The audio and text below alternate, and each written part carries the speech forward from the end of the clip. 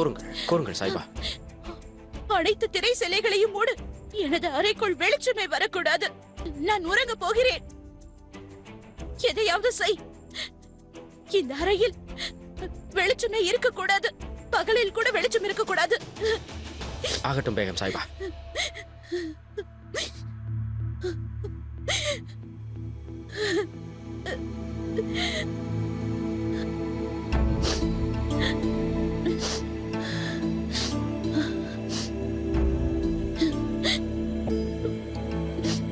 ஹோஷியார், முக்கிய பேகமாக நீ யாரை கருதுகிறாய்? தாங்கள் தான் பேகம் சாய்பா. பிறகு வேறு யாராக இருக்க முடியும்? பிறகு ஏன் என் ஜலாலுக்கு அந்த ஜோதா முக்கியமானவளாக தெரிகிறாள்? எனது ஜலாலை வசப்படுத்தும் அளவிற்கு அந்த ஜோதாவிடம் அப்படி என்னதான் இருக்கிறது? ஜலால் எதற்காக அவளிடம் மயங்கி கிடக்கிறார்? அவர் என்ன நினைக்கிறார்? ஜோதா எப்பொழுதும் தவறே செய்ய மாட்டாள் என்று, அவள் எதை செய்தாலும் சரியாகவே செய்வாள் என்று. அந்த ஜோதாவின் உண்மையான சுயரூபம் எப்பொழுது ஜலாலுக்கு தெரிய போகிறது? ஜோதா என் வாழ்க்கையில் மட்டுமல்ல, ஜலாலுடைய வாழ்க்கையில், அனைவரது வாழ்க்கையிலும் விளையாடுகிறாள். அந்த ஹுதாவிற்கு தான் தெரியும் அவர் மனதில் என்ன இருக்கிறது என்று. ஜலாலின் மனதை என்னால் புரிந்து கொள்ள முடியவில்லை. அவரது எண்ணம் என்னவென்று எனக்கு புரியவில்லை. அவர் இப்பொழுது ஜோதாவை முழுமையாக நம்ப ஆரம்பித்து விட்டார். அவருக்கு தெரியாதா? சிறிது நாட்களுக்கு முன்பு வரை ஜோதா ஜலாலை வெறுத்துக் கொண்டிருந்தார், மிகவும் வெறுத்தார். அதையெல்லாம் நினைத்துக் கொண்டு மனதை பாழாக்கிக் கொள்ளாதீர்கள். நிம்மதியாக படுத்து உறங்குங்கள். காலம் அனைத்தையும் சரியாக்கிவிடும். நீங்களாக ஜோதாவிற்கு முக்கியத்துவம் தந்து விடாதீர்கள். தங்களை போன்ற பாரம்பரிய முகலாயரிடம் அவர் எப்படி போட்டி போட முடியும்? இல்லை ஹோஷியார், எனக்கு கோபம் ஜோதா மீது அல்ல, ஜலால் மீதுதான் இருக்கிறது. அவர் எப்படி ஜோதாவின் மீது நம்பிக்கை வைக்கிறார்? நான் யார் என்று இப்போதே உனக்கு புரிய வைக்கின்றேன். என் இடத்தை பறித்துக் கொள்ளலாம் என்று நினைத்துக் கொண்டிருக்கிறாயா? அது நடக்காது. இது என்ன சத்தம் ஹோஷியார்? யார் இவ்வாறு கத்துவது? அவர்களுக்கு தெரியாதா இங்கு விசேஷ பேகம் ஓய்வெடுத்துக் கொண்டிருக்கிறார் என்று? அமைதியாக இருங்கள் பேகம் சாய்பா. நான் சென்று பார்த்து வருகிறேன். ஆம், சென்று கூறு. மறுபடியும் இந்த சத்தம் வந்தால் கோட்டையிலிருந்து தூக்கி எறிந்து விடுவேன் என்று. பதில் கிடைத்ததா உனக்கு? இது எவ்வாறு இருக்கிறது? உனக்கு என்ன தைரியம் என் மீது கை வைத்திருக்கிறாய்? இங்கே என்ன நடக்கிறது? முதலில் உங்கள் சண்டையை நிறுத்துங்கள். ருக்கையா பேகம் ஓய்வெடுக்க நினைக்கிறார். அனாவசியமாக ருக்கையா பேகத்தின் கோபத்திற்கு ஆளாகாதீர்கள்.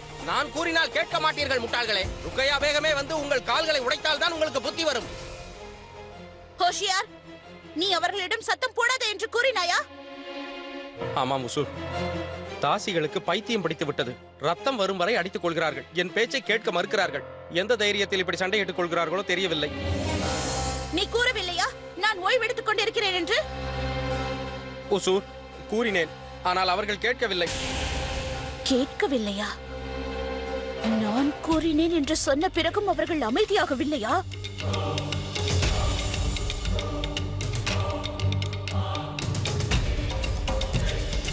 வாதம் நிறுத்துங்கள். சொல்வதை கேளுங்கள், நிறுத்துங்கள். இங்கு என்ன நடந்து கொண்டிருக்கிறது? இது எனது அந்தப்புறம், சண்டை போடும் மைதானம் அல்ல. இடையூறுக்கு மன்னியுங்கள் ஹுசூர், தவறு என்னுடையதல்ல. இந்த சண்டைக்கு காரணம் இந்த ஆசிஷா தான். எங்கிருந்து வந்தாள் என்று தெரியவே இல்லை. எனக்கும் மசருக்கும் சிறு வயதிலேயே திருமணம் நிச்சயிக்கப்பட்டு விட்டது. ஆனால் இவள் அவரை நிக்கா செய்து கொள்ள நினைக்கிறாள். காதல் என்றுமே வற்புறுத்தலில் வருவதில்லை. நானும் மசரும் ஒருவருக்கொருவர் மனதார காதலிக்கிறோம். ஆனால் எங்களுடைய திருமணம் சிறு வயதிலேயே நிச்சயிக்கப்பட்டு விட்டது. இன்னொருவர் இடையில் எவ்வாறு வர முடியும்? இவளுக்கு அவர் செல்வத்தின் மீதுதான் ஆசை. செல்வத்தின் மீது எனக்கு ஆசை இல்லை, இவளுக்கு தான். இவள் அவரது பொருளின் மீது உரிமை கொண்டாட நினைக்கிறாள். ஆனால் அவருக்கும் எனக்கும் நிச்சயம் செய்து விட்டார்கள் ஹுசூர். ஆனால் இந்த திருமணம் நிச்சயிக்கும் போது மசருக்கு மிகவும் சிறு வயது. அவருடைய பெற்றோர்கள் தான் முடிவு செய்துள்ளார்கள். ஆனால் இப்போது அவர் என்னை காதலிக்கிறார். நான் கேட்பதற்கு பதில் கூறு. முதலில் உனக்கு தான் மசருடன் நிச்சயமானதா? மசருடன் இவளுக்கு தான் திருமணம் நிச்சயிக்கப்பட்டிருக்கிறது. நீதான் இடையில் வந்து தவறு செய்கிறாய். இவள் அவரை காதலிக்கவே இல்லை. அவர் சொத்தில் பங்குதான் இவளுக்கு தேவை. ஒவ்வொரு பெண்ணுக்கும் தன் கணவர் சம்பாதிக்கும் பொருளில் உரிமை இருக்கிறது ஹுசூர். இதில் தவறு என்ன இருக்கிறது? ஹுசூர், எங்கள் காதல் உண்மையானது. இல்லை, ருக்சானா கூறுவதுதான் உண்மை. அவள் மசரின் பால்ய சிநேகிதி. அவர்களுக்குத்தான் திருமணம் நிச்சயிக்கப்பட்டிருக்கிறது. நீதான் இடையில் வந்து தவறு செய்கிறாய். அவரும் என்னை உண்மையாக காதலிக்கிறார். காதலா? காதல் என்பது வெறும் சாக்குதான். நட்புதான் எப்பொழுதும் உயர்ந்தது.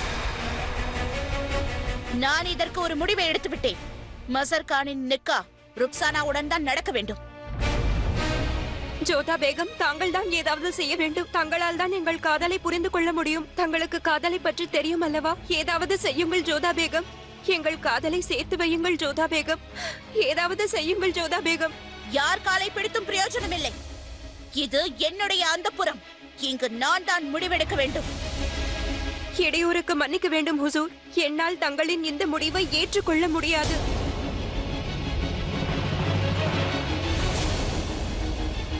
உங்களுக்கு உரிமை அந்த புறத்தில் மட்டும்தான் உள்ளது, மசர் மீது அல்ல. நீங்கள் நினைப்பது போல் அவரை இவளோடு இணைத்து வைக்க முடியாது.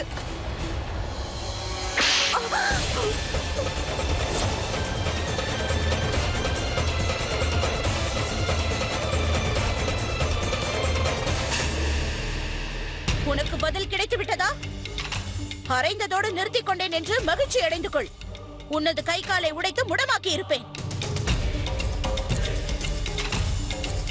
என்னையே எதிர்த்து பேசுகிறாயா? என்னுடன் வாக்குவாதம் செய்கிறாயா? இந்த அந்தப்புறம் என்னுடையது என்பதை நீ மறந்து விட்டாயா? அது மட்டுமல்ல, இங்கு என்னுடைய சட்டம் தான் பலிக்கும். என்னை மன்னியுங்கள் ருக்கையா பேகம். இவள் கூறுவது முற்றிலும் உண்மை.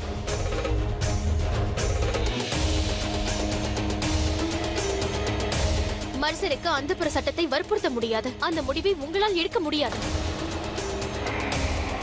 மர்சர் யாரை திருமணம் செய்ய வேண்டும் என்று சுயமாக அவரே முடிவெடுக்க வேண்டும். போதும். நீ வாயை மூடிக்கொண்டிருந்தால் தான் உனக்கு நல்லது. எனக்கு உனது அறிவுரையும் தேவையில்லை, உனது ஆலோசனையும் தேவையில்லை. ஒப்புக்கொள்கிறேன். ஆனால் விஷயம் நியாயத்தை பற்றியது. உங்களை எதிர்த்து பேசி தரம் தாழ்த்துவதற்காக நான் இவ்வாறு பேசவில்லை. நான் கூற வருவது அசீசா கூறுவதை ஒரு முறை கேளுங்கள். அசீசாவும் மர்சரும் ஒருவரை ஒருவர் காதலிக்கிறார்கள், திருமணம் செய்ய நினைக்கிறார்கள். அதற்கு உரிமை உண்டு. அவரை நாம் திருமணம் செய்ய வேண்டாம் என்று தடுப்பது நியாயமில்லை ருக்கையா பேகம். ஆனால் இதுதான் தர்மம். மசரின் நிக்கா ருக்சானாவோடு நிச்சயமாகிவிட்டது. அவள் அவனது பால்ய சிநேகிதி. ஆமாம், ஆனால் அப்பொழுது மசருக்கு மிகவும் சிறு வயது. அந்த வயதில் நல்லது கெட்டதை அவரால் புரிந்து கொள்ள முடியாது. அதோடு புதிய சட்டத்தின்படி அவ்வாறான விவாகங்கள் செல்லாது.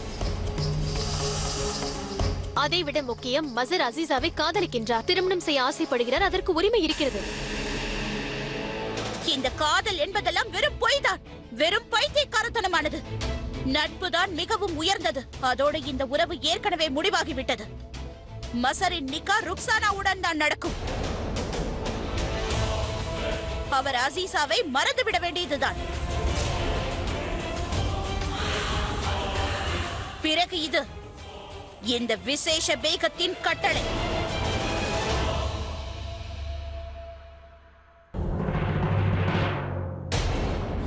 ஒன்றை தெரிந்து கொள் ஜோதா பேகம். இந்த 2 அடிமைகளும் என்னுடையவர்கள். இந்த அந்தப்புறத்தின் சட்டத்திற்கு உட்பட்டவர்கள். ஆகையால் இவர்களது தலையெழுத்தின் முடிவை நான் தான் எடுப்பேன். நான் ஒப்புக்கொள்கிறேன் ருக்கையா பேகம். இவர்கள் இருவரும் உங்கள் அந்தப்புறத்தை சார்ந்தவர்கள், ஆனால் மசர் அல்ல. மசர் ஒரு ஆண் என்பதால் அவர் அந்தப்புறத்தை சார்ந்தவர் அல்ல. அதனால் இங்கிருக்கும் அந்தப்புற சட்டத்திட்டங்கள் அவருக்கு பொருந்தாது. அவர் இந்த நாட்டின் சாதாரண பிரஜை. அதனால் இந்த முடிவை ஷெஹன்ஷா மட்டுமே எடுப்பார்.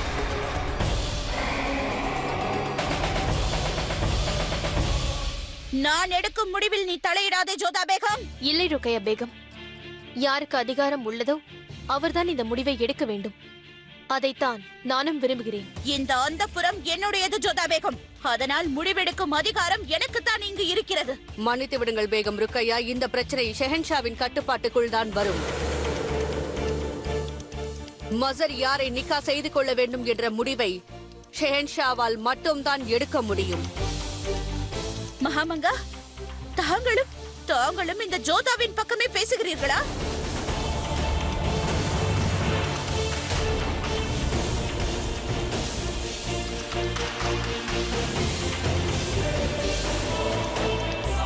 ருக்கியா பேகம் மிகவும் தவறு செய்து விட்டார். ஆமாம், ஷென்ஷா அவர்களுக்கு விசேஷ ராணி என்ற பதவியை வழங்கி இருக்கலாம். ஆனாலும் அவர் செய்தது நல்லதல்ல. யார் மீதோ உள்ள கோபத்தை அந்த அடிமையின் மீது செலுத்த பார்க்கிறார். ஆமாம், தாசியாம் தாசி. மற்ற பேகங்களையும் தாசி போல் தான் நடத்துகிறாள். என்றாவது பேகங்களை அவள் பேகமாக நடத்தி இருக்கிறாளா கூறுங்கள். ஹத்தீசாவுக்கு நடந்தது நியாயமல்ல. ஆம், அவள் எந்த தவறும் இழைக்கவில்லை. ருக்ஸானா மிகவும் பேராசை கொண்டவள் ஆயிற்றே. ஜோதா பேகத்தை பாராட்டிதான் ஆக வேண்டும். ருக்கையா பேகத்தை எதிர்த்து யாராவது பேசி இருக்கிறார்களா? நீங்களே கூறுங்கள். நல்லதை கூறிவிட்டால் மட்டும் ருக்கையா கேட்டு விடுவாளா? ஜோதா பேகத்திற்கும் ருக்கியா பேகத்திற்கும் சண்டை மூண்டு விட்டது. ஹுசூர், இன்று அந்த புறத்தில் பெரிய பிரச்சனையாகிவிட்டது. அதன் காரணமாக சில பேகங்கள் தங்களை சந்திக்க அனுமதி கோருகிறார்கள். நான் அந்தப்புற விவகாரத்தில் தலையிடுவதில்லை. அதெல்லாம் ருக்கையாவின் கட்டுப்பாட்டில் இருக்கிறது. ஏதாவது பிரச்சனை என்றால் ருக்கையா பேகத்திடம் தெரிவியுங்கள். ஆனால் உசூர், இந்த பிரச்சனையே ருக்கையா பேகத்தை பற்றியதுதான். முழு விவரமும் தெரியவில்லை. ஆனால் வந்திருப்பவர்கள் மிகவும் பதட்டமாக இருக்கிறார்கள். இது போன்ற சிறு விஷயங்களை நான் பார்ப்பேனா, இல்லை ராஜாங்க விஷயத்தை நான் பார்ப்பேனா? இங்கிருந்து செல்.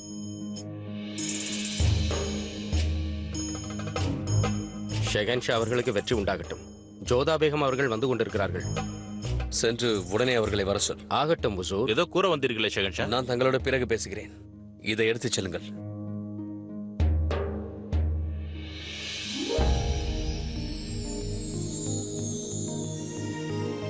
கூறுங்கள், என்னிடம் ஏதாவது புகார் செய்ய வந்தீர்களா? இல்லை ஷென்ஷா, நான் விண்ணப்பிக்க வந்திருக்கிறேன். நீங்கள் ராஜ்ய விவகாரங்களில் ஈடுபட்டிருக்கிறீர்கள் என்று அறிவேன். அரசு பணிகள், நிர்வாகம் என்ற பல வேலைகளில் நீங்கள் மூழ்கி இருப்பீர்கள். நிச்சயமாக ஜோதா பேகம். நாட்டு மக்கள் அமைதியாக நிம்மதியாக இருக்கிறார்களா என்று கவனிப்பது என்னுடைய கடமை. எனது நாட்டு மக்கள் மகிழ்ச்சியாக இல்லை என்றால் நான் ஷெகன்ஷாவாக இருக்க எனக்கு தகுதி இல்லை. என்னுடைய கேள்வியும் அதுதான். நீங்கள் பிரஜைகளாக பாவிப்பது யார்? கோட்டையை விட்டு வெளியில் இருக்கும் மக்களை மட்டுமா? இந்த கோட்டையை சார்ந்தவர்கள் உங்கள் பிரஜைகள் இல்லையா? அந்த புறம் என்பது உங்கள் கடமைக்கு அப்பாற்பட்டதா ஷென்ஷா? ஓ, நீங்கள் கூற வந்தது அந்தப்புற விஷயத்தை பற்றியா? ஜோதா பேகம்,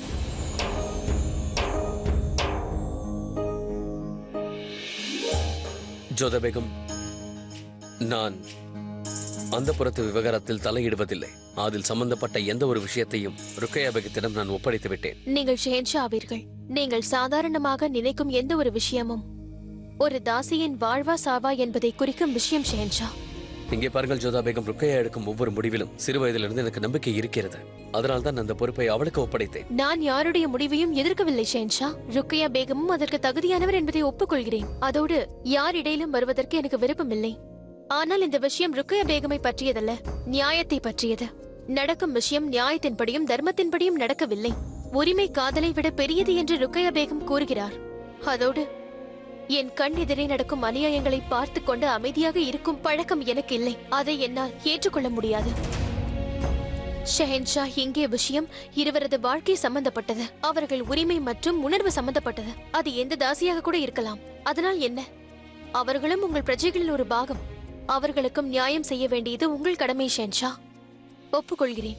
இந்த சிறு விஷயத்தில் உங்களை ஈடுபடுத்துவது அவ்வளவு நல்லதல்ல. இருப்பினும் இது ஒரு வகையில் முக்கியமான விஷயம்தான். ஒரு முறை அவர்கள் கூறுவதை கேளுங்கள். அந்த பிரஜைகள் உங்களை மிகவும் நேசிக்கிறார்கள். உங்கள் நலனை பற்றி மட்டுமே யோசிக்கிறார்கள். அவர்கள் பிரச்சனையை கேட்பதால் யாருடைய அதிகாரத்திலும் நீங்கள் தலையிடுவதாக இருக்காது. உங்கள் கடமையை நிறைவேற்றியதாக இருக்கும். நான் கேட்க வந்தது இந்த விண்ணப்பம்தான். ஒரு நியாயமான ஷெஹன்ஷாவிடம் விடை கொடுங்கள். வருகிறேன்.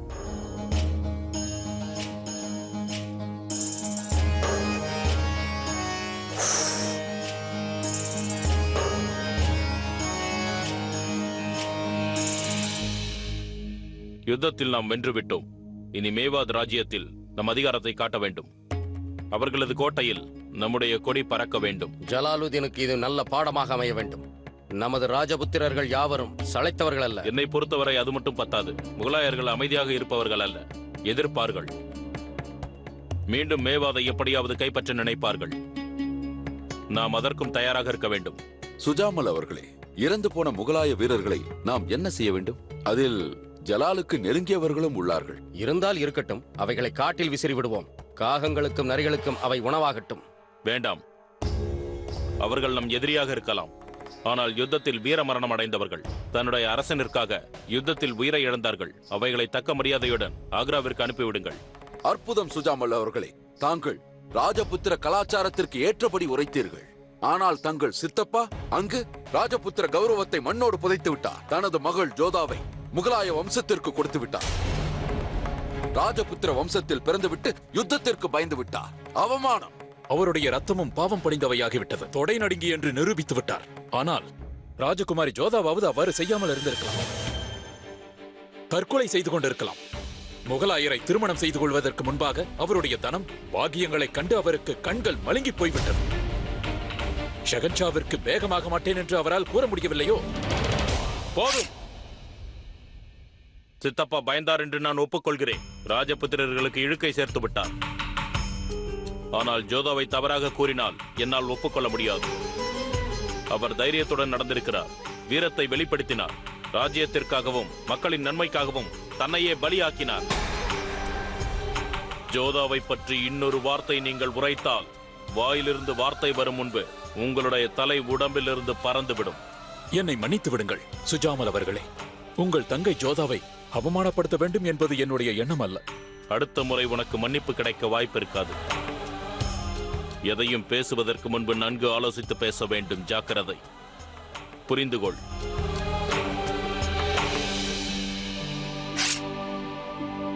முகலாய வீரர்களின் சவங்களை ஆக்ராவிற்கு அனுப்பி வையுங்கள். ஆகட்டும்.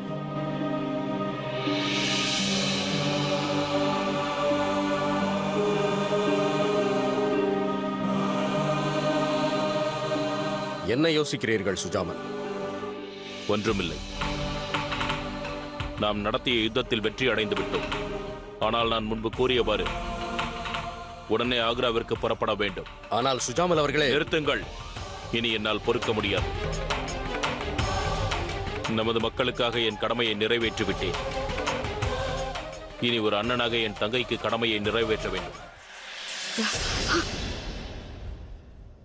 என்ன ஆயிற்று? ஏன் இங்கு இவ்வாறு இருட்டாக இருக்கிறது? பேகம் சாஹிபா உறங்குகிறார். தூங்க வேண்டிய நேரம் அல்ல, விழிக்க வேண்டிய நேரம். மெதுவாக மெதுவாக. அவரது தூக்கத்தை எவரேனும் கலைத்து விட்டால் அவர் தலையை வாங்கி விடுவேன் என்றார். அப்படியா? ருக்கையா பேகம் தலையை எவ்வாறு வெட்டுகிறார் என்று நானும் பார்க்கிறேன்.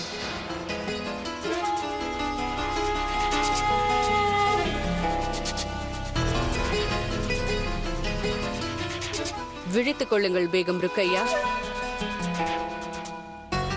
ஜோதா பேகம் அந்தப்புரத்தின் ஆட்சியை கைப்பற்ற சென்று கொண்டிருக்கிறார். அந்த ஜோதா பேகத்திடம் அவ்வளவு தைரியம் எங்கிருக்கிறது?